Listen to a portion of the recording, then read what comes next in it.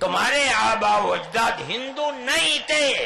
तुम्हारा सबसे पहला दादा, परदादा, लकड़ दादा, सकड़ दादा वो मनु था।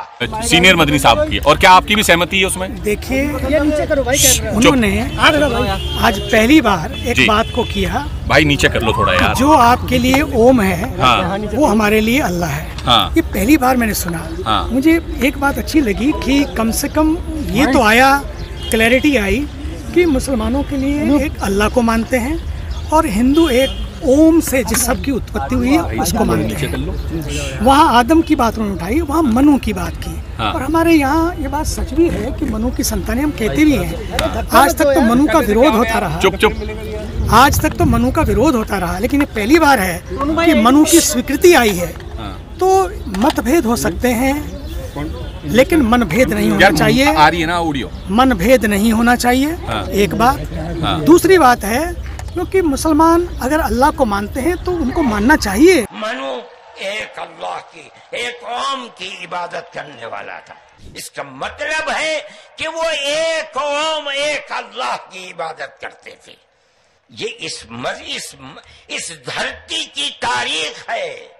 न उस वक्त शिव थे, न राम थे, न ब्रह्मा थे, कोई नहीं था। तन्हा आदम और मनु थे।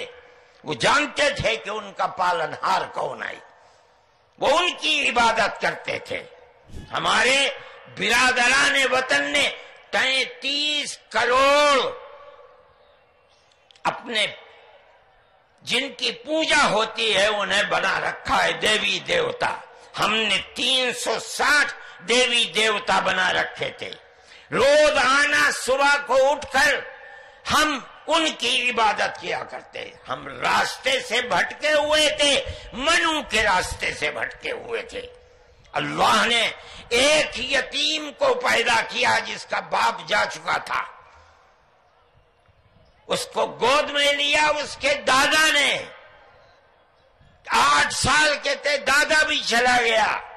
दादा ने हाथ पकड़ करके अपने बड़े बेटे के हाथ में दिया, बकरियों को चराता था। लेकिन अरब के लोग पड़ोसियों के ऊपर जुल्म करते थे, उसका व्यवहार बहुत अच्छा था। रिश्तेदारों को, माल को लूटते थे, रिश्तेदारियों को तोड़ते थे, वो जोड़ता था, गरीबों की मदद करता था, उनके बोझ को अपने सर पर लेता था, सच बोलता था, झूठ नहीं बोलता था, किसी की अमानत के ऊपर दस्तदराजी नहीं करता था। जब वो 40 साल का हुआ तो उसने वही चिराग जो भारत की धरती पर चला था उसको अरब में चलाया। मैं मदनी साहब, आप मेरे पिता तुल्य हैं, मैं आपको दावत देता हूँ शास्त्रार्थ के लिए। आप दिल्ली आइए, आप मुझे सहारनपुर बुला लेंगे, मैं सहारनपुर आऊंगा। और आपको निवेदन करता हूँ, जैन धर्म के 24वें तीर्थंकर भगवान महावीर हुए और उससे पहले भगवान पार्श्व 23वें थे। वरिष्ठ नेमी जो है योगीराज कृष्ण के चचेरे भाई थे, किंतु याद रखिए उससे पहले तीर्थंकर भगवान ऋषभ थे, जिनके पुत्र भरत और बाहुबली के आधार पर इस भारत का इसका नाम पड़ा है। आप ऐसे नहीं मिटा सकते। आपने जो बात कही है मैं सहमत नहीं हूँ, और मेरे सारे सर्वधर्म के संत कोई इससे सहमत नहीं है। हम केवल सहमत हैं, आपस में मिलजुल कर रहे, प्यार से रहे, मोहब्बत से रहे। और इसके सिवा ये जो कहानी ओ मन्नू अल्लाह उसकी औलाद, ये फालतू की बातें हैं। सारा पलीता लगा दिया एकता के सद्भावना के सम्मेलन को। हमारे परमात्म निकेतन के स्वामी चिदानंद जी ने प्यार मोहब्बत की बातें की। मैं जैन आचार्य लोकेश मुनि प्यार मोहब्बत की बातें की।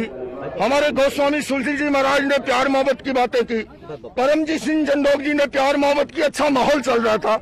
और उसके साथ जो सहारनपुर से आए हुए मदनी साहब का जो वक्तव्य आया, वो बिल्कुल उस वक्तव्य से कोई जोड़ने वाली बात नहीं है। और उन्होंने अपनी एक कहानी, हम तो ये कहते हैं हमको पैदा करने वाला हमारा माँ बाप है। हमारे माँ बाप ने हमको पैदा किया है, हमको भगवान महावीर या अल्लाह ने पैदा नहीं किया है। हम उनको उससे ऊपर मानते हैं। ये फालतू की बातें, उसने पैदा किया, अरे पैदा मेरे माँ बाप ने किया। और हम ये मानते हैं कि मेरे अच्छे कर्मों से सद्भाग्य का निर्माण होता है, खराब कर्मों से दुर्भाग्य का निर्माण होता है। हम इस फिलोसॉफी को मानते हैं। हमने सारी मुल्क को जोड़ने की बातें की। इन्होंने इस तरह से उस आदम को, अल्लाह को ला करके और मनु को लाके जिस तरह से प्रतिपादन किया, पूरी की पूरी ये हम जो भारतीय सर्वधर्म संसद के लोग और हमने सर्वसम्मति से, मैं अकेला नहीं, हम इसका विरोध करते हैं, मुखाबलत करते हैं। मैं जैन दर्शन को मानता हूँ। मैं ये मानता हूँ कि मुझे पैदा मेरे माँ बाप ने किया है। कोई भगवान पैदा नहीं करता।